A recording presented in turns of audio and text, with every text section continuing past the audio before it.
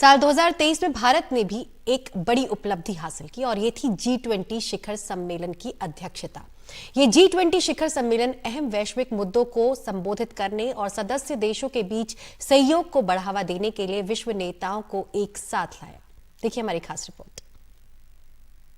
G20 में भी हमारा मंत्र है one earth, one family, one future.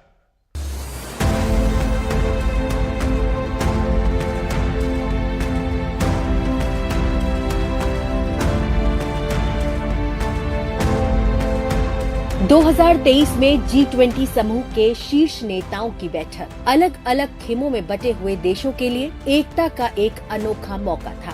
Bharat न सिर्फ इन अलग अलग नजरियों और विचारधाराओं को साथ लाया, बल्कि जिन मुद्दों पर दुनिया बटी हुई थी, उनमें से कुछ पर एक राय भी बनवाने में कामयाब रहा।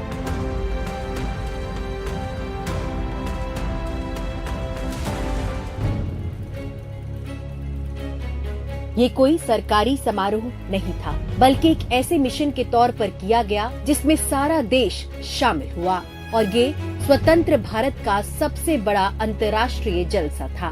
सभी 28 राज्यों और 8 केंद्र शासित प्रदेशों के 60 शहरों में 200 बैठकें हुई। भारत की G20 ने अलग अलग समूहों के साथ इतने बड़े पैमाने पर ये आयोजन किया जो इससे पहले कभी नहीं हुआ था। When we took up the presidency, which was almost exactly a year ago, honestly, जब हमने अध्यक्षता संभाली तो लोगों को इसमें बहुत उम्मीदें नहीं थी। G20 के जरिए हमने खाइयां पाटी। वो देश जो आपस में बहस कर रहे थे, झगड़ रहे थे, उन्हें एक मंच पर लाए और दूरियां मिटाई। Common ground for countries who were otherwise arguing among themselves, who found their positions very difficult to reconcile. But we were able to bridge.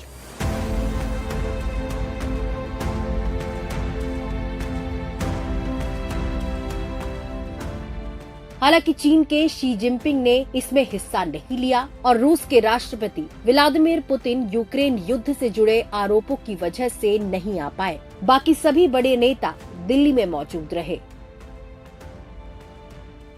मैं इस डिक्लेरेशन को एडॉप्ट करने की घोषणा करता हूं। और नतीजे उम्मीदों से कई ज्यादा निकले। G20 नई दिल्ली नेताओं की घोषणा के सभी 83 पैराग्राफ सर्वसम्मति से पारित हो गए। इसमें ना तो कोई फुटनोट था और ना ही अध्यक्ष का सारांश। भारतीय कूटनीतिज्ञों ने रूस यूक्रेन युद्ध जैसे पेचीदा मुद्दे पर भी ऐसी भाषा का इस्तेमाल किया जिस पर सभी राजी थे। आखिरी वक्त तक वार्ता चलती रही। Close to 200 hours of non-stop negotiations. लगभग 200 घंटों तक लगातार बातचीत होती रही। बाली पैराग्राफ में असहमति के बाद 9 महीने तक हम लोग संघर्ष करते रहे। फिर एक बैठक में मैंने एक सादे स्क्रीन पर 15 मूल सिद्धांत लिखे जिस पर हमें चलना है। फिर सभी शेरपाओं ने अपना अपना पक्ष रखा।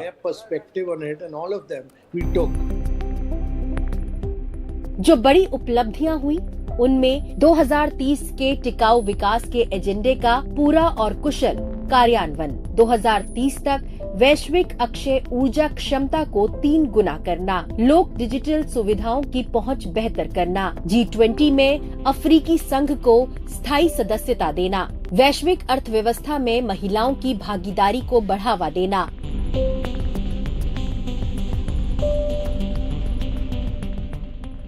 इन नतीजों की व्यापक सराहना हुई।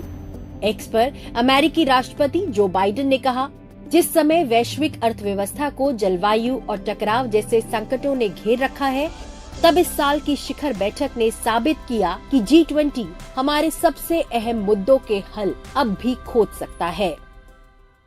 मैं प्रधानमंत्री मोदी का धन्यवाद करना चाहता हूं। भारत ने G20 की अध्यक्षता की दुनिया में एकता और शांति का संदेश देने के लिए।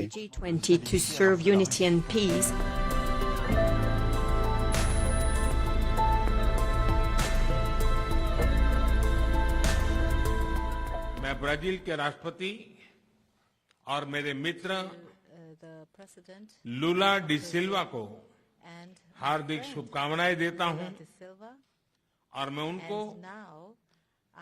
प्रेसिडेंसी का गेवल सौंपता हूं।